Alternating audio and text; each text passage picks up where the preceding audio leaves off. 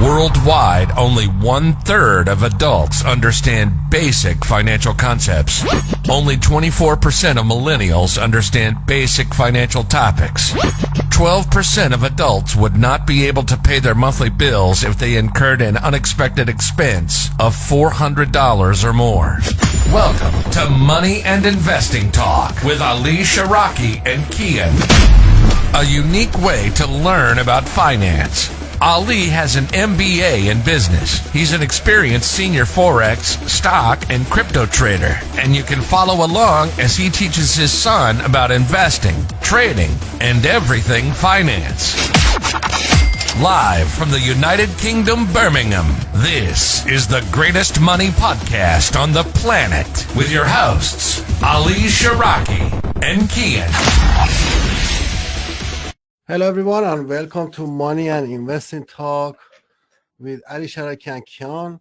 Today we're going to be talking about how to invest. I was going to talk about something else, but Kian asked me something just before we came live and I thought we have to talk about that.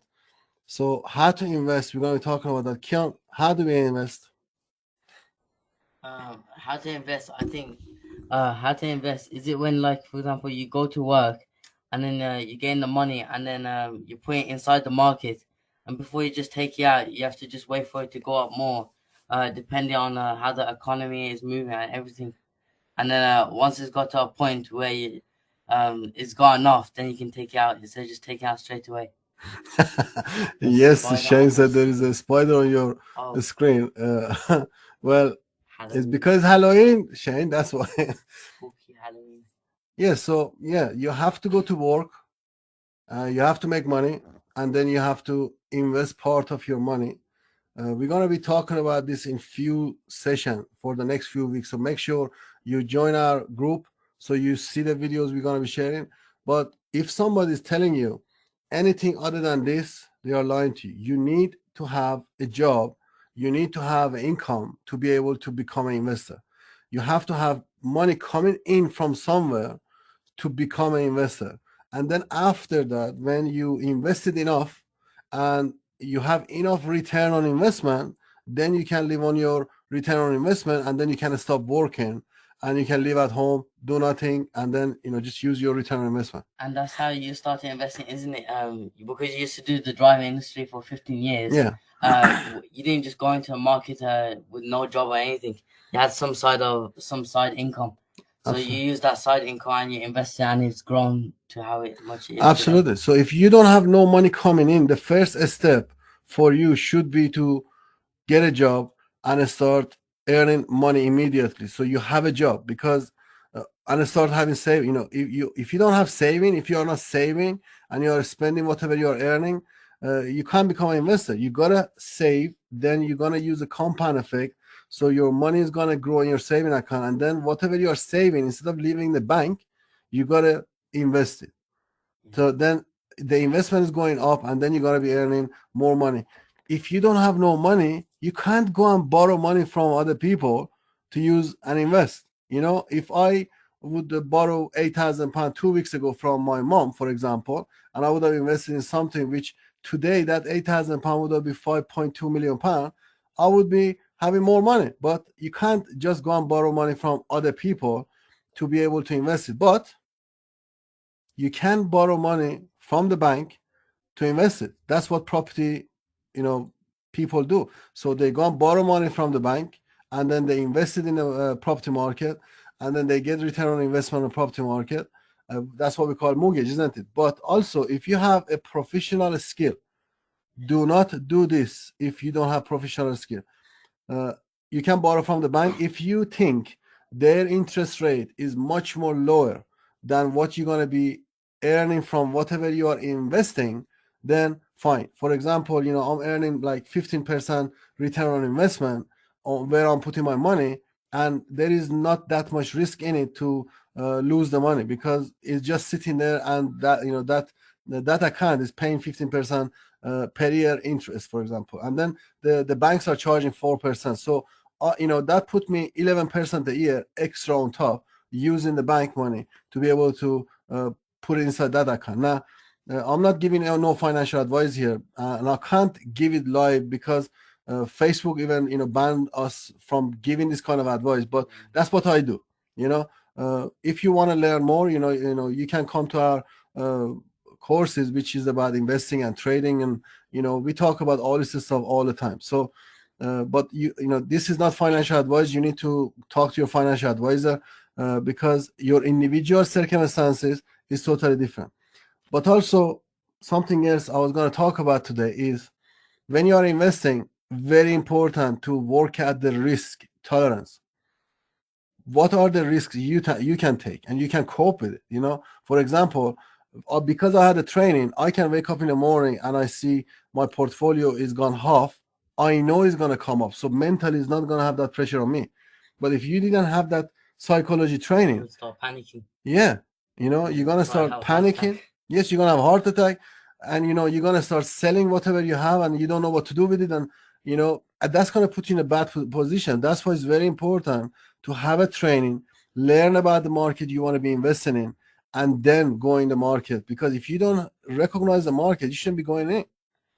Two things I want to say. The first thing is, and that's why you're teaching a course, isn't it? The first thing you do is train their mindset, isn't it? Absolutely, Before very they get important. into the market. And the second thing is, just like you repeated it in the podcast, just like what Warren Buffett said, don't invest in a market you don't know. Absolutely. Spend your time to learn about that market. Look what Shane says. Dedicate what you can afford monthly to invest.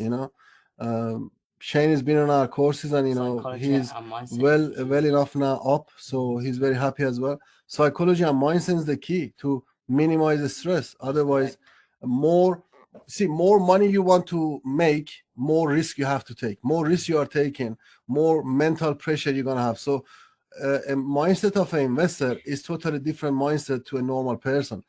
And we're going to be talking about more after this short break we going to have now. You're listening to Money and Investing Talk.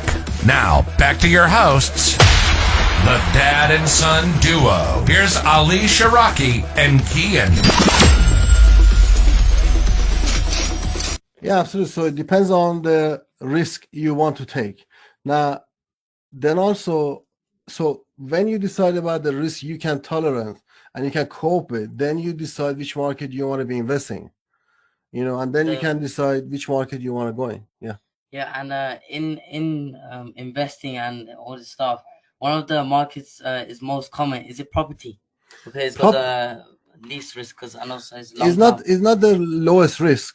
It still has its own risk, but it's just because people can get into it more quicker. They can learn the skill of getting the property market much more quicker. But also, if you want to be a professional investor in property, you also still need to learn the skill of how to build a portfolio. I done so much training on that, and it's totally different to I lost a lot of money on my first and second investment in the property. That's why I went and I done a course on the property market.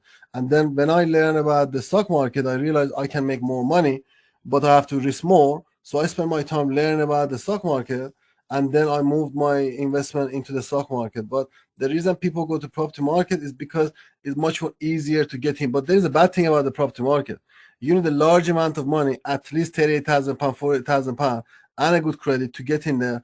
Or you need to go and find somebody who has the money to joint venture with you to be able to get into the property market. But in a stock market, you can even start investing with $20, $10. But I was going to talk about this today, very important, but I'm going to talk about it more in the next session. So make sure you like and subscribe, and also add yourself to our group. Link is inside this post, because I'm going to be talking about this more. Don't invest in an individual company. If you want to invest in a stock market, we never, as a professional people, we never invest in an individual company. Look at Facebook, right? If somebody invested in Facebook 3 or 4 months ago, right, they just bought their shares from them, and everybody keeps saying Facebook, fine. But what happened? They had an allegation against them, and the share price dropped massively the last few days, and now they had to make some changes, and then if they satisfy their shareholders, then the shares are going to come up, and then people are going to be in profit again. But if they can't satisfy their shareholders, the share price is going to stay down. Now, whoever bought the shares of Facebook few months back, now they are in negative, and there is no guarantee the share price is going to go up, because what if the government decide to just shut down Facebook? There wouldn't be share, that means if that company goes to administration, you lose all your money, because there is nothing to be done for that. That's it. That's why we never invest in an individual company, because I get that question a lot. They send me a message, Ali, shall I invest in Google? Shall I invest in this? I never invest in individual company, because what if it goes down? Yeah, because I don't know. If I wake up tomorrow morning and that company is gone to administration, I've lost all my money. That's why, as a professional people, we never invest in an individual stock from individual company. So So how would you invest in the share then? Well, we have to find a basket of companies. We call them indices and index, and we have to make sure that basket meets our criteria. Then we invest in that one, because that basket, it makes sure all the good companies stay in that basket. Automatically, it checks all the background of this company and then add them to this basket. And then we invest in that basket share, not individual companies. So if, for example, Facebook is in that basket and it doesn't do really well, automatically that basket kick them out and they don't include them anymore.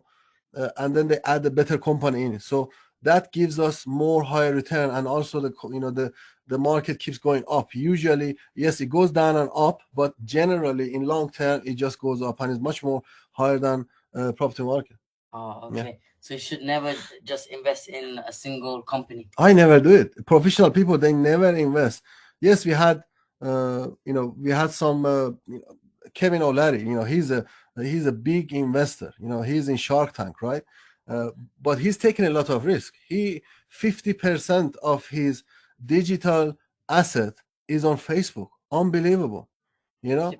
Yes, and he was so pissed off because the share price of Facebook suddenly dropped, and he was really pissed off. He was saying, I wish I would have put it inside something else instead of putting it in Facebook. That's why you never should put your money on the individual company, especially an individual digital company such as Facebook or Google, because what if the government decide that's it, today's the end of them, shut them down? And that's why you're educating yourself every day, so you're up to date with these things and everything. Absolutely. Education, financial market is the key. Why do you think 90% of the people, they are losing in the financial market when they are investing? It's because they don't know. They don't have the knowledge and the education. They don't spend the time to learn the knowledge about the financial market, and also the government don't want them to learn. That's why I took it out of the school and I'm teaching it myself, because they don't teach this stuff in a school. Why? Because they don't want you to know. That's just like what Robert Kiyosaki said. He said the reason, he asked his dad, if you read Rich Dad Poor Dad, he asked his dad, how come they don't teach money in school? He says because the government doesn't want them to know about money and how it works. And why they don't want you to know?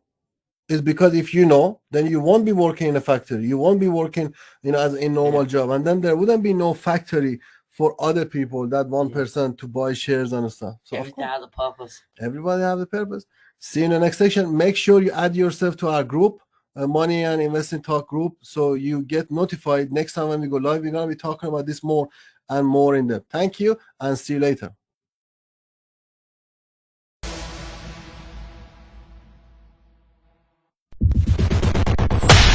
You've been listening to Money and Investing Talk.